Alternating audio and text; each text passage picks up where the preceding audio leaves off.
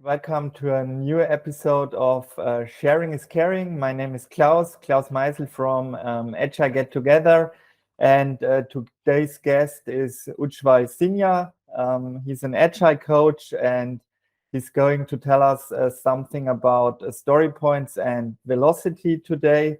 Very interesting topic. Welcome, Ujjwal. And I think before we start, maybe you can introduce yourself and say something about you. Yep. Thanks, Klaus. Thanks everyone, and thanks for giving me this opportunity to be part of this community and sharing my experience. So I'll quickly give my introduction. So I'm Ujjwal, as Klaus already introduced me, an Agile coach. I have little over 15 years of IT experience. So at core, I'm a developer. Have been working as an Agile coach Scrum Master for last 8 years. Uh, uh, have been so I have seen what I feel is I've seen the part where we develop the system, and also been at a position where I can help the team, and I feel really connected that okay, the way we work as a developer, there is a lot of opportunity to really make it better, and also make it connected to the actual business which we do. So talking in terms of stakeholders, users, senior management, so basically getting these two worlds together. So that's my experience on a personal side. I have two little daughters. So one is 5 years, another is 1.5 years. So they keep my most of my evenings busy. I keep basically they keep me busy with the drawings and requests for making different foods and all. That's what I enjoy. And on a personal front, I like so some of my hobbies would be drawing, and especially with my younger the elder daughter, and reading, running, meditation. So these are my some of my hobbies which I have. So yeah, that's a small summary about myself. Yeah, great. Thanks for the introduction, Ujjwal, and great to have you here. And I mentioned it already in my introduction. You have a very interesting topic today, which you tell us about. It's story points and velocity. And I think we are going to start with the origin of this idea. Yep, yep. So basically, what we are going to cover today is the darker side of story points and Mhm. velocity. So, yes, it's a popular practice of using story points and velocity within uh, many Scrum teams, but then it has a darker side to it as well. But before we jump into the darker side, I think it's important that we talk about some of the origin of where it come from, and the idea why behind the story points, Yeah. where it came from. So if you look at story points, it's hugely popular in Scrum team, but the origin of story points, or story itself, story as in practice writing user stories and all, basically came from XP. And that's where its own origin came from. And the initial idea, or what came before story point, was ideal days or ideal time, which is basically, if you really look at what ideal times are, it gives you the amount of days which a developer might require to complete a work if they are not interrupted, and they're basically focusing on working on it, which we know it's not normally possible. You are interrupted in your work. You are doing sometimes multitasking, or you're basically, you do something, then you have a day off, and then you start your work next day. So that was ideal time. This is how this practice actually came in, when this ideal time was used by when it was used by the team. It was communicated to others, and whenever people outside the team, they heard this number, they were completely ignoring the ideal part of this, but they were really saying, oh, it's time. So each time, anyone as a human, when we hear time, we start calculating. So okay, it's an ideal time, 3 ideal days. Why does it take the teams to really get this completed more than 3 days when it's an ideal time? And that's where I think Ron Jeffrey, who was the inventor, he coined this term called points, or story points, and just to negate everything. And the story points in itself did not have any units attached to it. So one story point does not mean an hour of work, or 1 day of work, or 1 month of work. So basically, it does not have any unit. That's where the existence of the story point came. And coming to velocity, so velocity is basically how many. I would say this is the popular description of velocity. Some people define it in different way, but the popularly accepted explanation for us velocity is how many story points has the team been able to complete in a sprint. That's what we call velocity. And normally it's a lagging indicator of capacity, so what capacity a team has. Now I hope I'm able to explain the origin of it. Klaus, is that something okay, or do you have any questions around it? No, I think it's clear. Thank you for this introduction and telling us something about the origin and the history. And yeah, but you mentioned it already. There's a dark side Hmm. Hmm. with using this thing with story points, and Hmm. there are problems, I think, with the stakeholders as well as with the teams. And yeah, maybe you can say something Hmm. about that as Yeah, well. yeah, yeah. So I think within my explanation, I was able to give you a little bit of kind of why story point. So basically, sizing or understanding the size of it. Let me quickly put some highlights into the idea why of story points as well. So the initial idea, when it was introduced back in XP, was to see, okay, if you have a story or an item which needs to be worked by the team, just to see that, okay, does it fit in an iteration or a sprint. This was one part of the why, and the second part was also having this shared understanding on these items. And this shared understanding was basically by provoking conversation or fostering dialogues around this. So if you ask any agile coach or scrum master who really understand this concept, they take story point basically to build a shared understanding within the team on certain topics which the team has to work, right? So it was supposed to be quick and easy, and its usability basically ends once you have this conversation, once you build this shared understanding on these topics. uh, uh, so that's where its usability was supposed to be like ending, right?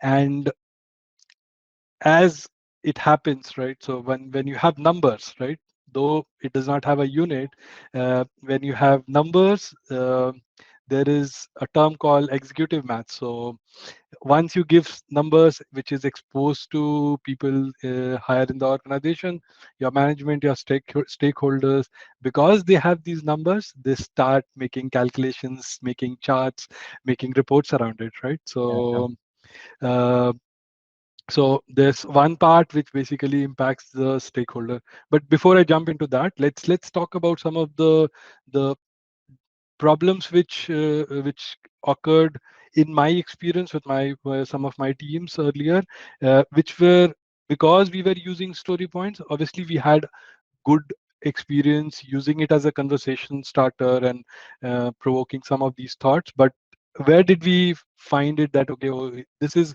giving us some negative impact as well?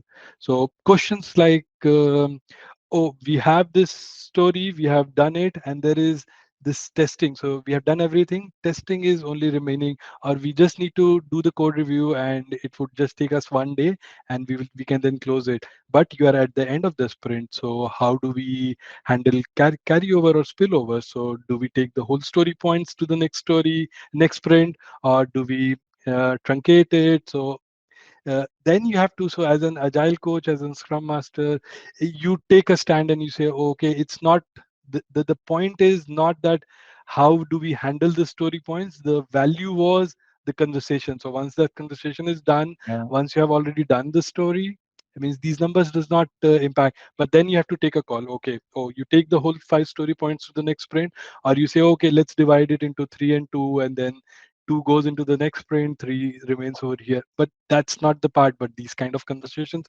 keeps coming up. You will have questions like, how do we estimate bug? How do we estimate? Should we estimate spikes or POCs as well, which are time box? So some of the POCs or spikes are supposed to be like 3 days. Do we put 3 story points for them? So this question would come. Um, there would be question that, okay, as a team we estimated something as a 13 story point, and we think we can split it, and then at some random time in a refinement we say, okay, let's split into two part, one is 8 and one is 5. uh, is that the way you should be doing it? Can a 13 story point be really split it into 8 or 5? Can it be 5 5? Can it be 8 13? I mean, Mhm. those are the conversations which start, which in my opinion does not add any value to the conversation. Like, this is complete waste, because the value is not in the story, user story, but the value is in the conversation. And the actual value which you get out of these is, once you start working on these user stories, you start learning about it, you then implement something, you build something, and you deliver it to the customer. That's the value you get out of these. So all these conversation of what do we consider when we estimate a user story in a story point? Should we consider effort which we are going to put into it? Should we consider dependency? Should we consider complexity? uh, do we make a lot of assumptions, and if we take a lot of time in getting to a very accurate number on user stories, it's, in my opinion, waste of time. So we basically are doing over engineering to find, or to come to a conclusion, or to come to a stage where we want to know a lot about it, knowing that we have not started work on it. So we still have to do work to basically learn what's in there. So this is where I felt, okay, it's in uh, waste, lot of waste which we are adding just because of introducing this concept in the team. Yeah, And I I understand. have been basically since 2019. I heard this no estimation concept and all. I've been researching about it. What I felt was that, oh yes, I know that I need to move to something else. I didn't know, okay, what is that alternative which I should be using to foster this conversation and then eliminate all of this waste which we have. And this is one what I say, these are still team level thing. This still can be managed. The actual problems actually starts when these numbers which were supposed to be within the team, they were supposed to be like a conversation starter within the team, once they are exposed to people outside the team, Yeah, um, that's where the major problem starts coming in. So I would now like to just certain things which we face over there when we expose these number to the outer world. yeah, Uh, like management and stakeholders. You mentioned it, yeah, and yeah, yeah, yeah, I'm very interested what you can say about this topic. yeah, yeah, yeah. So yeah, management, project managers, stakeholders. Once you get these, so these people, once they get these numbers, obviously a very valid question which comes from management or stakeholder or end user is, okay, this team is working on some of the important things. When will when will these things get done? So it's a very genuine and a question which makes a lot of sense for business. So when they ask these questions, I think it's completely justified for them to ask these questions. And when we use story points which does not have a unit, so basically when we expose these number to outside world, basically what we are talking is just gibberish. So basically it does not have any value, any meaningful translation for them. So a story point 5 does not make any sense for anyone outside the team, not Yeah, even other teams which they yeah, which yeah, we're using. So a 5 for us could be 5 something else for some other team, right? It's like comparing apple and oranges. uh, but because you give them a number, um, people start making assumptions. Oh, okay, a 5 story point from this team uh, means, oh, they would take 10 days for this to complete, uh, which there are multiple research which says, okay, multiple teams, uh, a story point 5 for one team, different story. If you see how much lead time it took, it would vary. A 5 story point may take anywhere between 1 day to 10 day or even more for the same team itself. So once these numbers are exposed and they start comparing this, basically what they're doing is they're trying to make a forecast on something which is completely useless, so which has no value at all. But still there is a this irresistible temptation to compare this. uh, and this comparison also comes when people say, oh, okay, this team has a velocity of 50 while the other team has a velocity of 70. So, oh, the one team which is basically doing 70 story points are doing well. And I have personally seen teams being happy that, oh, we were able to touch 100 story points and none of the other teams have been able to do that, so we have really achieved something. But at the end, that 100 means nothing, Yeah, yeah, right? I see. So this is like a complete anti-pattern, which story points originally was not supposed to be like meant for this. People start tracking actuals versus estimated. Okay, we estimated that we would complete 25 story points in a sprint, but we actually did 20. So where is the problem? Where do we find this? So once you have these numbers, people will start doing this.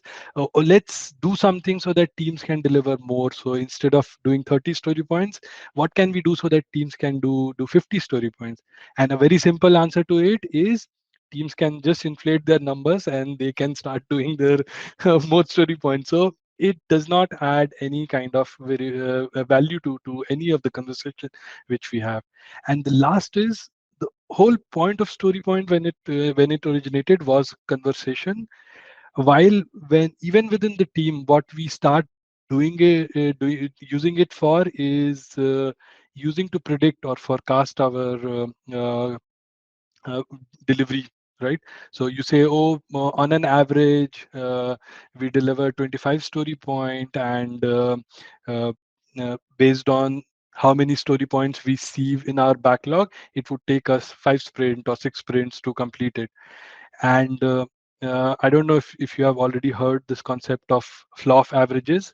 So Yeah, at best, when you use averages, it means that you only have 50% chance of completing or achieving that goal. Or I would give it a turn that you have 50% possibility of not achieving that. So if you communicate this to your users, to your stakeholders in that sense, so say that, okay, we are using average and this is a plan which we have come up with, right? We are using our average velocity for our forecasting, and we have 50% probability that we'll not achieve this. See the reaction which comes from them. yeah, yeah, Right. So that's the problem which we introduce when we start making predictability with it. And mostly we do not even give this communication. What we say is, oh, this is our plan, uh, we have our average velocity, and this is what we are going to predict or plan for, right? uh, there is no sense of communicating that there is a variability in our plan. Obviously team understand that, okay, once we start doing it, we would learn certain things and we might have to change. But the communication which goes out to people is, oh, this is our plan, right? It is very deterministic. And knowing the kind of work we do in IT, it's highly complex, it's highly uncertain, you cannot predict it. But that does not translate when we communicate this kind of plan to our stakeholder in such a way. There is no probability attached in our communication when we do this. Plus, another disadvantage which I see with story point and with respect to predictability itself, when you say, okay, this is our average velocity, and based on this, we are doing some of these forecasting. An average velocity is your average number of story points which you are burning throughout your sprint for last few sprint.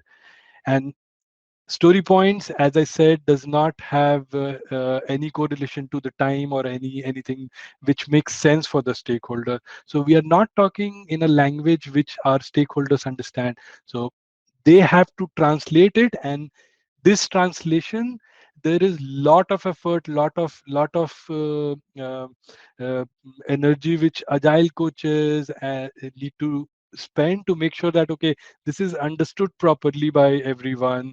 You have to be very cautious. You need to find right people to ensure that, oh, they understand the crux of it, why we are using it, how we are using it, what is the purpose of all of it. So we put a lot of energy as an agile coach or scrum master in basically making all of the not go wrong, right? It has huge possibility of going wrong, and then it then relies on few people who understand this concept to basically make sure that, oh, everyone in the organization takes it in a correct way. And one person who does not get it and he has some authority, he's going to screw that very badly, right? So this is what I feel is kind of uh, the dark side of using these. It's not about not using story point or using story points. It's how we are using it. So these are tools, you can use it in different way. And majority of time, what I have seen, or if you look at the whole industry, if you see, uh, these were these practices were introduced with a good intention, but they have been bluntly misused in the industry. So my whole concern is not with the practice, but how this practice is misused.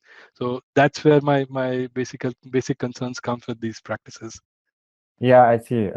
Thanks for these detailed explaining. And yeah, you showed the weaknesses, but you already mentioned before you were looking for alternatives a few years ago, and yeah, I know you found some.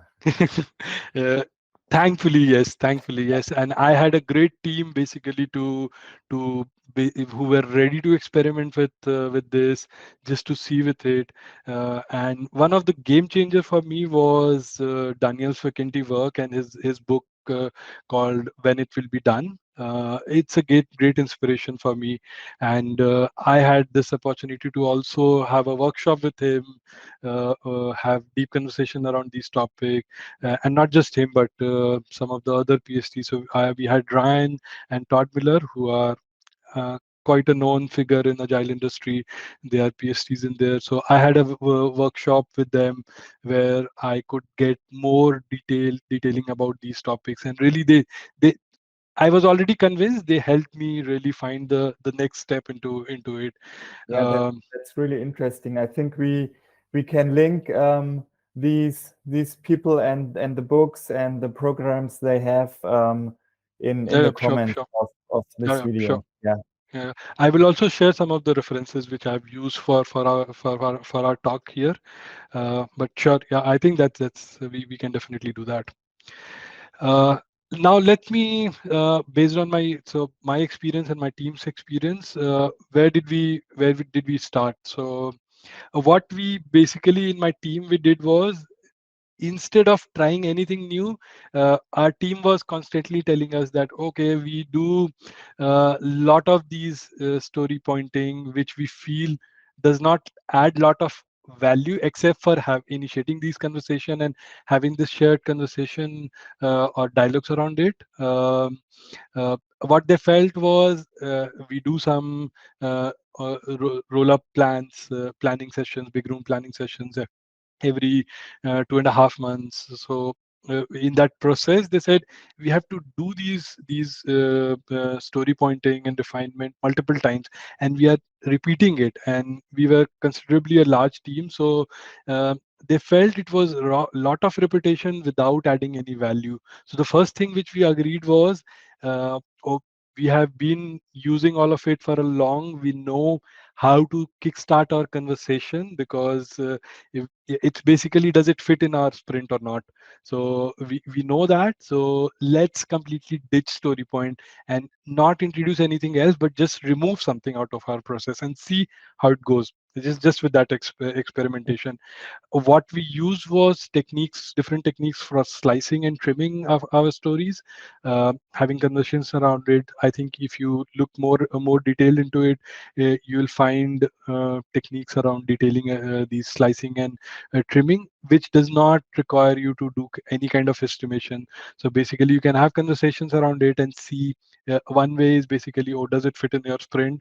If you have a 2 week sprint, does it fit in your 10 days period or not? And basically, considering your throughput, you can do some forecasting as well, but I'll come to that later. So we started doing it.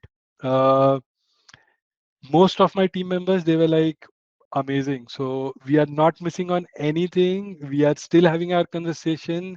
uh, our refinement times went drastically down. With the same quality of refinement we were doing, planning significantly went down, because we were now not discussing, oh, whether it's 3 or whether it's 5, what are we missing. We were not even going into that much detail, which at some times, for some stories, are I feel is not even necessary. Sometimes, okay, this specific requirement or this specific user story is little tricky, and you need to discuss more, but that would automatically come from the team itself, that okay, we still don't have clarity, let's discuss it a little more. Once you are satisfied with your discussion, you can move on. So that was a huge plus. And because we were already uh, working with this team for, I think, approximately 3 years or more. Uh, we had a very good relationship and trust with our stakeholders and everyone. And this whole predictability part did not come to us as a starter, because we had good trust with them. They said, okay, fine, means anyways story points were not very important or making a lot of sense for them. Mm. But in terms of predictability, we were saying, oh, we have these set of story point. As a team, we feel confident that we can deliver this. At any point, we felt during the sprint that, okay, something out of it might not get completed, and it's something which we have as an our objective, and it's going to change our direction. We used to talk to our immediately talk to our stakeholders. So we normally have 2 week sprint, but we have a weekly touch with our stakeholders, discussing everything. And this basically, all this conversation were already there, so that helped a lot for us to kickstart with this experimentation. And we basically went, oh, we'll go with our feelings, we'll go with this, and we are not going to over engineer and just repeat all of this over and over again. And then once we were comfortable with that, we basically introduced the whole concept of using these flow matrices. So Yeah. uh, kind of, let me give you that, for the sake of audience understanding, what flow matrices are. So some of the important flow matrices which a scrum team can use is work in progress. So the number of items which are in progress at a given point of time. You have cycle time, which is start to end timing for an item. Throughput, so in a certain period of time, how many work items is a team able to deliver. And then you have the last flow matrix, which is called work item issue age or work item age. So how does, once a item comes into your system, how is it aging? Does it take it 5 days, 7 days, 10 days, 15 days to complete? And as the age increases, okay, there is something wrong.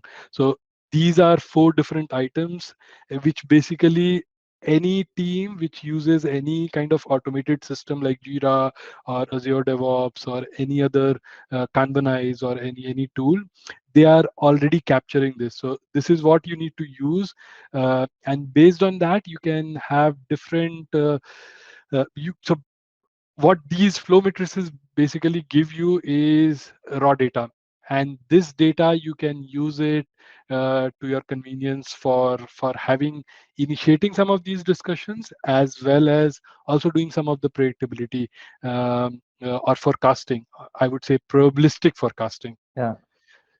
So uh, once you capture all these data, there is a concept called Monte Carlo simulation, and tools like a plugin tools like Actionable Agile, which can sit on top of Jira, or I think Azure DevOps also have some built-in capability of doing Monte Carlo simulation.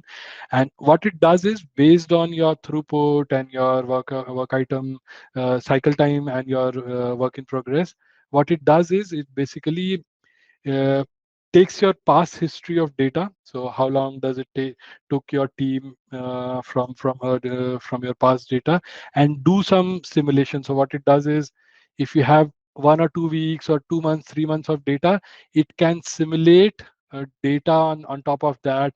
You can do, like, if you have 500 data set, it can simulate 1 lakh or even more uh, data items on top of it, based on what sample you provide to it, and then do some forecasting. So the more data you have, the better forecast you get out of them. So a combination of these flow matrices and probabilistic forecasting.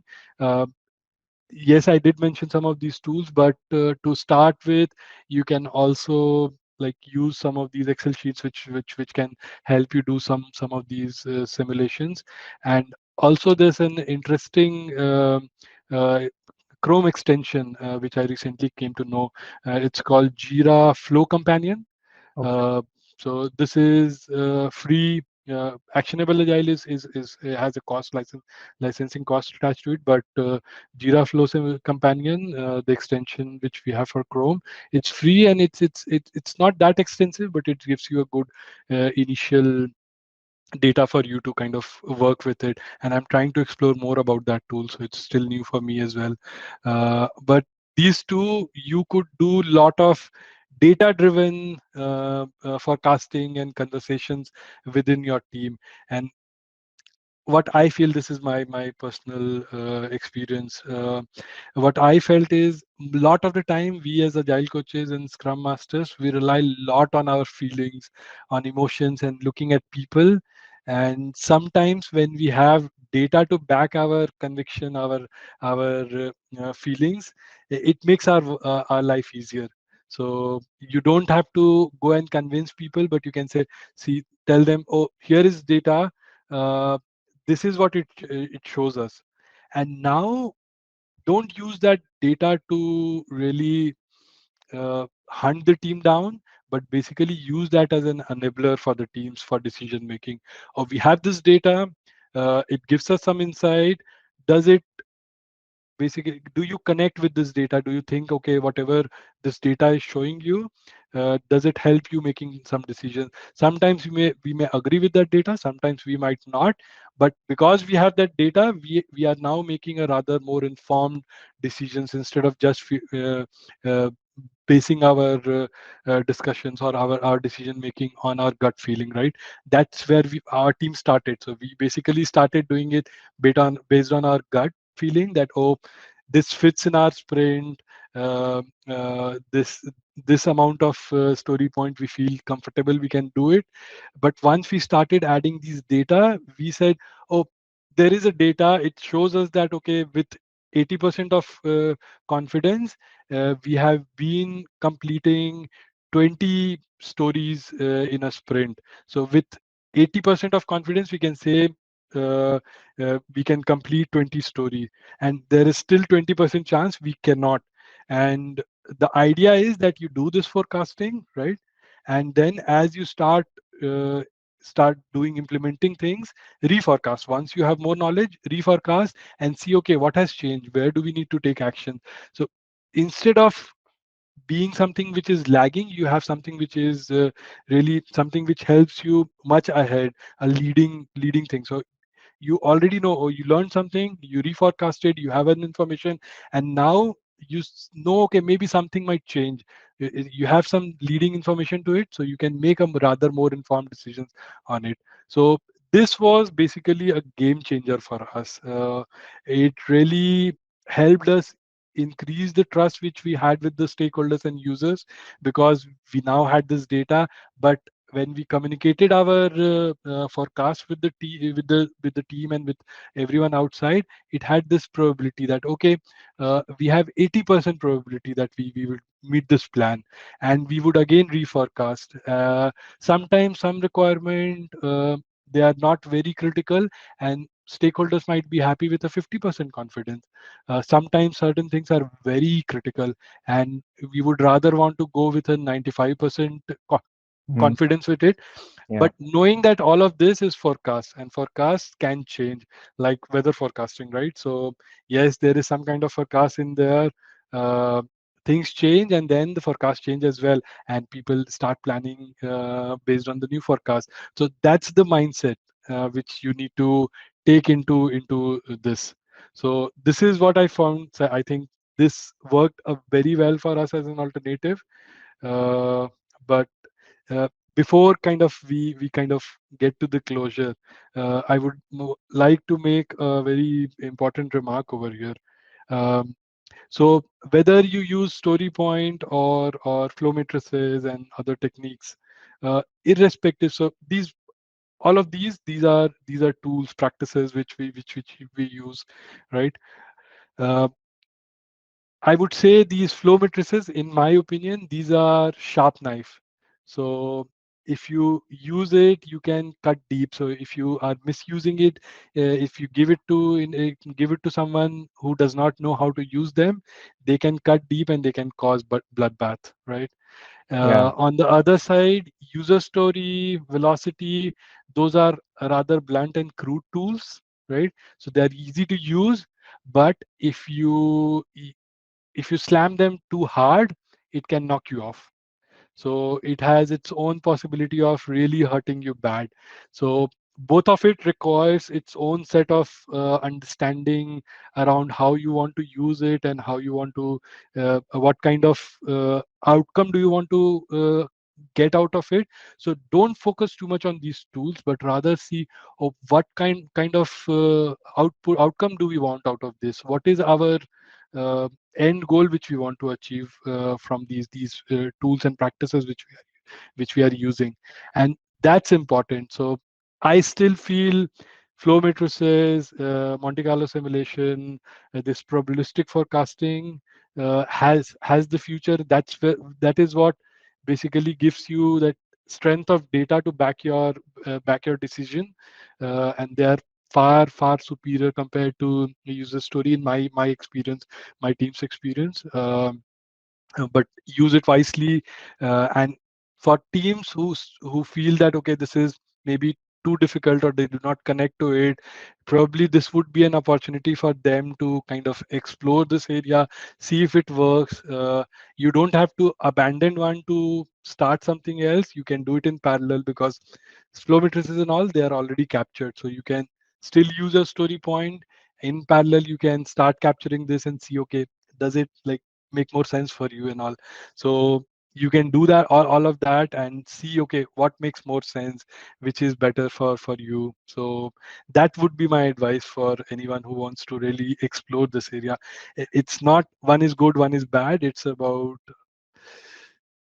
yeah, for some Everyone context something is, has to find the best way yes. for himself. Yeah. Yeah. But that's what like I felt. Okay, story points for us, it had this darker side to it, and I feel lot of team. I keep hearing people, lot of agile coaches or scrum masters in our organizations have been facing these problems, and they do not have a convincing answer once when they use story point and velocity. They get into this trap of negativity, where they are cornered because of this data, and it's difficult for them to come out of it. And I feel this is a great opportunity, great tool which helps you kind of come out of it and have do something which really relates to what the customer would understand. Lead time, work item progress, these numbers are really translatable to the stakeholders and users. They are also something which can be elevated to different level. So from a team level to your portfolio level to organization level, you can easily do that. So lead time does not change. A lead time from story to epics to your portfolio items and all, you can easily expand them and elevate it to the next level. So it's something which really unifies the whole organization, and you're talking in the same language for everyone. So for me, it made more sense. Yeah, I see. Great, Ujjwal. Thank you for sharing this experience and introducing alternatives to story points. I think this is very valuable for the community, and a lot of people can take lots of knowledge out of it. And I think it makes sense. I already said it, or you said it too, that we link all tools and recommendations you made in the comments. And of course, everyone who is watching this video or watched this video now, feel free to comment, to ask your questions, to give feedback. And we are looking forward to your comments. Ujjwal, thank you once again for being here, for being my guest and sharing all your knowledge. This was really great. And now the weekend is near, and I hope you have some time to relax. Thank you. Thanks, Klaus. And it was a real pleasure. Thanks for giving me this platform, and thanks for giving me a platform where I could share my experience, and probably it helps someone to, if not try something else, at least give them a different perspective. So really my pleasure for Yeah, getting me I'm into it. really sure this helps a lot of people. Thank you very much. Thank you. Thanks, Klaus.